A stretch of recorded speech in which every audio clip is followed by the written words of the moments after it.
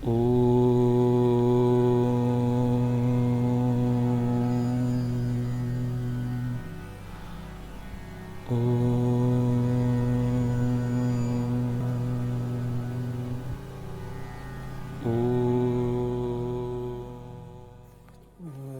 सदाशिवसमारम्भां शङ्कराचार्यमध्यमाम् अस्मदाचार्यपर्यन्तां वन्दे गुरुपरम्परां श्रुतिस्मृतिपुराणानाम् आलयं करुणालयं नमामि भगवत्पादं शङ्करं लोकशङ्करम् अविद्यारण्यकान्तारे भ्रमतां प्राणिनां सदा विद्यामार्गोपदेष्टारं विद्यारण्यगुरुं श्रये। पिछले पाठ में हमने 8वां श्लोक देखा था। 9वें श्लोक में बतलाते हैं कि संबंधिनो सतोर्नास्ति निवृत्ति सहजसितु कर्मक्षयात् प्रबोधाच्च निवर्तेते क्रमादुभे। जो 3 संबंध बताए थे अहंकार के, तादात्म्य संबंध जो बताए थे कि ये मैं हूं, ऐसे चिच्छाया के साथ जो सहज संबंध है, फिर कर्मज संबंध है और भ्रांतिज संबंध है जो है। तो चिच्छाया के साथ जो सहज संबंध है वो तो स्वाभाविक है, वो रहेगा, पर आप बाकी 2 संबंध देखेंगे, सोचेंगे उसके बारे में। अहंकार का जो देह के साथ और साक्षी के साथ जो संबंध है उसके बारे में विचार करेंगे तो ये साक्षी मेरा स्वरूप है और देह जो है ये मेरा स्वरूप नहीं है, ये आगंतुक है। आगंतुक है मतलब आता जाता रहता है, कि ये शरीर आया है, मेरा जन्म नहीं हुआ है, शरीर का जन्म हुआ है, मैं उसके साथ जुड़ गया हूं, जो तीनों अवस्था में नहीं होता।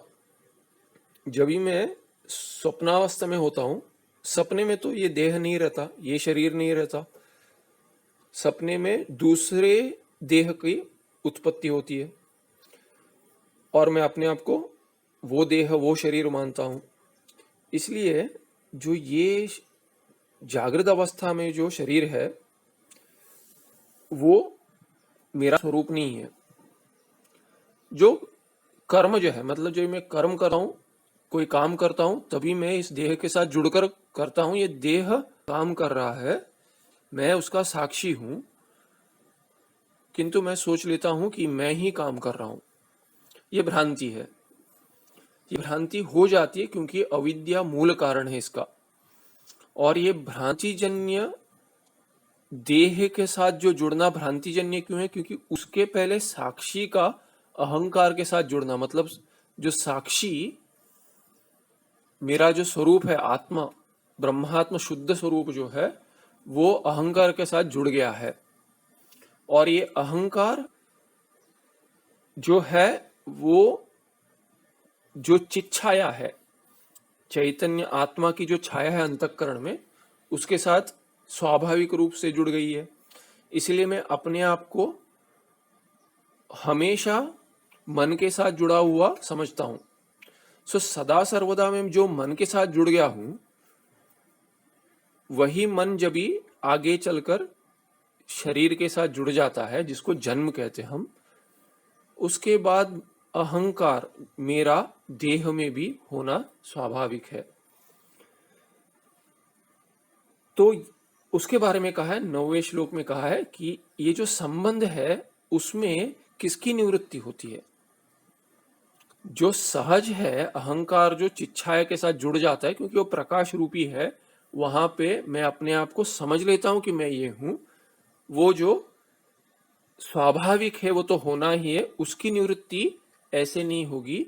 किंतु ये दूसरे जो है देह के साथ जो अहंकार जुड़ा हुआ है, वहां पे कर्म क्षय जब भी होगा, काम नहीं होगा, क्रिया नहीं होगी। मतलब जागृत अवस्था में जो क्रिया होती है, वो जागृत अवस्था से मैं निकलकर सपने में जाता हूं, तभी वो क्रिया रुक जाती है। जब मैं सोने जाता हूं तभी उसका नाश मतलब निवृत्ति हो जाती है। और जब ही प्रबोधाच्च निवर्तेते क्रमादुभे। और ये दूसरा जो साक्षी के साथ जुड़ना है, मतलब साक्षी मेरा स्वरूप है। साक्षी के साथ अहंकार का जुड़ना मतलब क्या? अहंकार मेरा स्वरूप नहीं है, क्योंकि मैं स्वाभाविक रूप से अपने आप को समझ रहा हूं कि मन में जो, अंतःकरण में जो प्रकाश रूपी चैतन्य का की छाया पड़ी है, उसके साथ मैं ये हूं, ऐसी जो भावना बनी है, जो अंतःकरण में जो मैं ये हूं ऐसी भावना उत्पन्न हुई है, जिसको अहंकार कहते हैं, जिससे मैं अपने आप को अकेला, पुरुष, महिला या ऐसे कुछ समझता हूं। सबसे हटकर मैं अपना एक वास्तविक अलग अस्तित्व समझता हूं। ये जो स्वाभाविक रूप से हुआ है, वो मेरे शुद्ध आत्मा साक्षी स्वरूप से जुड़ गया है। तो उसकी निवृत्ति कैसे होगी? उसकी निवृत्ति ऐसे होगी, मतलब मैं अहंकार जो छाया के साथ जुड़ा है, मैं ये हूं ये भावना जो छाया के साथ जुड़ी है, और संसार के साथ, संसार में फंस गया हूं मैं, जिस कारण से मैं संसार में फंस गया हूं, उसकी निवृत्ति कैसे होगी? उसकी निवृत्ति प्रबोध से होगी। प्रबोध मतलब प्रकर्ष बोध, मतलब ज्ञान से होगी।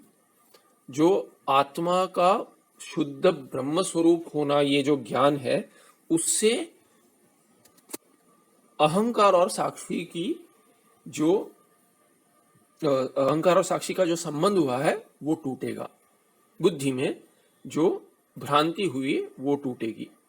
फिर 10वें श्लोक में बताते हैं, अहंकार लय सुप्तो भवेद देहोप्यचेतनः अहंकार विकासार्ध स्वप्न सर्वस्तु जागरः। तो यही बतला रहे कि जैसे अहंकार का लय हो जाता है सुषुप्ति में, जब मैं सोता हूं तभी ये देह जो चेतन लग रहा है मुझे, जो चेतन है नहीं, जागृत अवस्था में मुझे जब एक काम कर रहा हूं तभी ये चेतन लग रहा है देह, वो देह भी ऐसे मरियल जैसे पड़ा रहता है सुषुप्ति में। कोई देखकर मतलब कहता है कि यार जैसे जान निकल गई वैसे सो गया, जैसे मर गया वैसे सो गया। देखने वाले को जब तक उसके प्राण नहीं दिखते, मतलब प्राण है कि नहीं जब तक समझ में नहीं आता, तब तक ये पता भी नहीं चलता कि लेटा हुआ जो इंसान है, सोया हुआ, वो जी रहा है कि मर गया। ऐसी मेरी शरीर की अवस्था रहती है सुषुप्ति में। मतलब जो देह चेतन लग रहा था वो अचेतन जैसा पड़ा रहता है सुषुप्ति में, क्योंकि अचेतन है ही, देह चेतन है ही नहीं, देह सदा अचेतन ही है। तो अहंकार का लय हो जाता है, इसलिए अहंकार देह के साथ जुड़ नहीं पाता, इसलिए वो संबंध टूट जाता है सुषुप्ति में। और दूसरा क्या है कि अहंकार का आधा विकास होता है सपने में। जागृत अवस्था में पूरा विकास होता है, सपने में आधा विकास होता है, इसीलिए सपने में दूसरा देह लेकर मैं अपने आप को वो समझता हूं, इस शरीर के साथ जुड़ नहीं पाता हूं।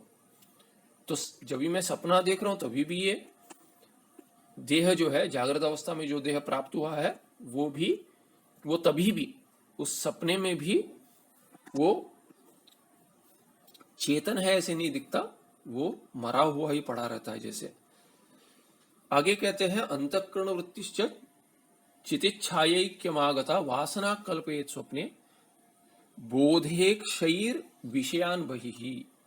अभी कहते हैं जिस सपने में अंतःकरण में, मन में, या अंतःकरण क्या है कि मन, अहंकार, बुद्धि और चित्त, ऐसे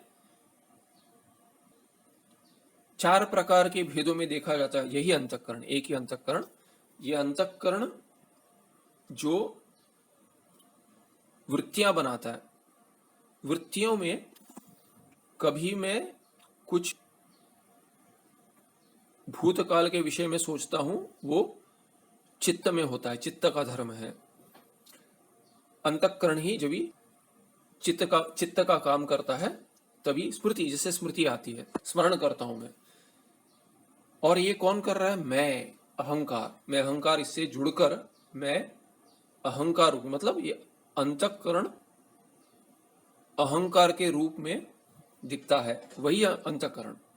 तीसरा काम जो अंतःकरण करता है, ये संकल्प और विकल्प बनाता है कि मैं ये करूं कि वो करूं, ऐसे करूं कि वैसे करूं। संशय जो मन में उठाता है, ये मन का काम है, ये अंतःकरण मन का काम करता है। और जब भी ये संकल्प और विकल्प जो बनते हैं, मैं ये करूं वो करूं, ऐसे करूं वैसे करूं, अभी करूं बाद में करूं, पहले करना चाहिए था, नहीं अभी ठीक है, ये सब जो सोच है उसका जो अंत कराता है, निश्चयात्मिका बुद्धि है वो। जिस बुद्धि से मैं इस संशय का निवारण करता हूं, वही अंतःकरण का बुद्धि रूप है। तो एक ही अंतःकरण चित्त,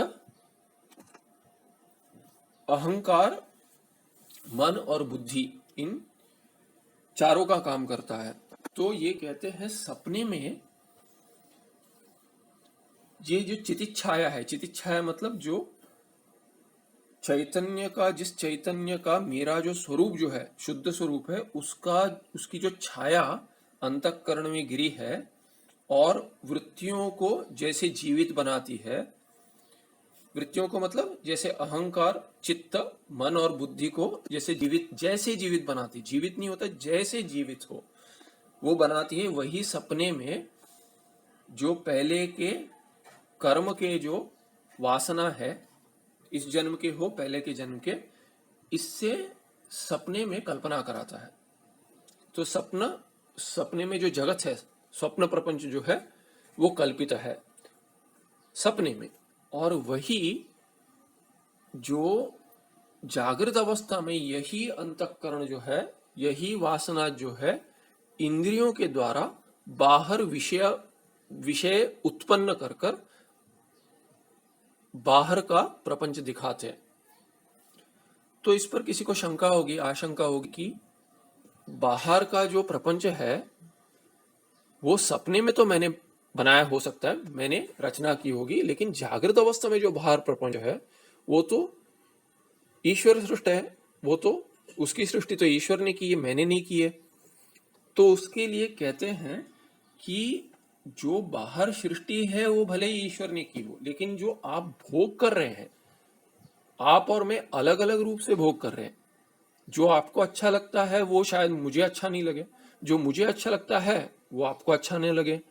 ऐसे जो भिन्न भिन्न प्रकार से जो एक एक जीव अलग अलग रूप से जो भोग प्राप्त कर रहा है भोक्ता बनकर, वो भोग्य प्रपंच जो है उसकी सृष्टि तो जागृत अवस्था में हर जीव ने अलग अलग की है। तो ये भोक्तृ रूप जो भोग्य रूप जो प्रपंच है, भोक्ता का जो एक एक जीव का भोग्य रूप प्रपंच है, जिसका भोग करता है, वो सब विषय जो अलग अलग रूप से दिखती हैं, उसकी सृष्टि तो हर एक जीव ने अपने अपने ओर से अलग अलग की है। आगे कहते हैं मनोहं कृत्युपादानम लिंगम एकम जड़ात्मकम अवस्था त्रयमन्वेति जायते म्रियते तथा। ये अंतःकरण जो है, ये मन अहंकार, इसका सबका उपादान कारण है, जिसको लिंग कहते हैं। लिंग मतलब लिंग शरीर, मतलब सूक्ष्म शरीर, जो प्राण, इंद्रिय और मन बुद्धि इनसे बना है। तो ये जो सूक्ष्म शरीर है, ये स्थूल शरीर के साथ जुड़ जाता है, उसको जन्म कहते हैं। और यही जो जब स्थूल शरीर से अलग हो जाता है, प्राण चले जाते हैं, तभी उसको मृत्यु कहते हैं। ये चैतन्य का जन्म न मृत्यु हो रहा है, किंतु मैं जुड़ गया हूं इस सूक्ष्म शरीर के साथ, चित छाया जो है उसके साथ मैं जुड़ गया हूं। इसीलिए मैं अपने आप को समझता हूं कि मैं ही जन्म और मृत्यु प्राप्त कर रहा हूं, और उसके बीच में जो सुख दुख है वो मैं ही प्राप्त कर रहा हूं। यही संसरण है, यही संसार है। तो कहते हैं कि ये जड़ात्मक जो है, जड़ जो लिंग शरीर है, सूक्ष्म शरीर है, उसका जन्म मरण हो रहा है, वही अवस्था त्रय में जा रहा है, वही जाग रहा है, वही सपना देख रहा है, वही सो रहा है। मेरा कुछ लेना देना है नहीं उसके साथ, मैं चैतन्य रूप शुद्ध आत्मा हूं। तो इसको लिंग शरीर क्यों कहते हैं, सूक्ष्म शरीर को? क्योंकि इसमें मन और बुद्धि है। मन के वृत्तियों के द्वारा बुद्धि से विवेक कर कर मैं इस शरीर के साथ जो संबंध है उसका निवारण कर सकता हूं ज्ञान से। इसीलिए इसको लिंग शरीर कहते हैं कि इससे मैं समझ सकता हूं। ये लिंग है समझने के लिए। इंग्लिश में, अंग्रेजी में इंडिकेटर कहते हैं। तो वो सूक्ष्म शरीर जो इसके लिए लिंग बनता है समझने के लिए, इसीलिए उसको लिंग शरीर कहते हैं। आगे कहते हैं कि ये प्रपंच की रचना कैसे हुई, मुझे अपना स्वरूप क्यों नहीं पता है जिससे मैं संसार में जुड़ गया। तो वो कहते हैं शक्ति द्वयम ही माया विक्षेपावृत्ति रूपकम विक्षेप शक्ति लिंगादि ब्रह्मांडांतम जगत सृजेत। ये जो दो शक्तियां हैं अज्ञान की दो शक्तियां हैं जो आत्मा का आवरण करता है, आत्मा को ढक देता है, उसको आवरण शक्ति कहते हैं। और दूसरी शक्ति जो है, एक बार आपने ढक दिया कुछ, जैसे कोई घर पे आ रहा हो और आपके पास स्वच्छता करने का मौका नहीं मिला हो, तो क्या कर देंगे आप? क्या करते लोग, क्या करते, चलो ये ठीक नहीं दिखता है, इसके ऊपर एक चादर चढ़ा देते हैं, एक बेडशीट डालकर इसको ढक देते हैं, या धोती डालकर ढक देते हैं, जो भी हो आप ढक देते हैं। तो ये क्या ढका है वो दिखता नहीं है। अगर कोई आएगा देखेगा तो ये ढका हुआ क्या है अनुमान करेगा, ये हो सकता है, वो हो सकता है। दूसरा कोई आएगा वो कुछ अलग अनुमान कर सकता है कि ये कुछ और है। तो ये ढका हुआ है, आवृत है, इसीलिए अलग अलग लोग अलग अलग तरीके से देख सकते हैं उसको। तो यही विक्षेप शक्ति है। अज्ञान की दो शक्ति है, एक तो आवरण रूप शक्ति है जो आत्मा का स्वरूप ढक देती है, और दूसरी जो शक्ति है अज्ञान की जो विक्षेप रूप है, जो दिखाती है कि ये प्रपंच है ऐसा, तुम ये शरीर हो। तो ये दो शक्ति है जो संसार के कारण बनते हैं। ये एक अविद्या जिसकी दो शक्तियां हैं। आगे कहेंगे सृष्टि क्या है और इसका निवारण कैसे होगा, संसार रूप का निवारण कैसे होगा, ये बताएंगे। ओम तत्सत।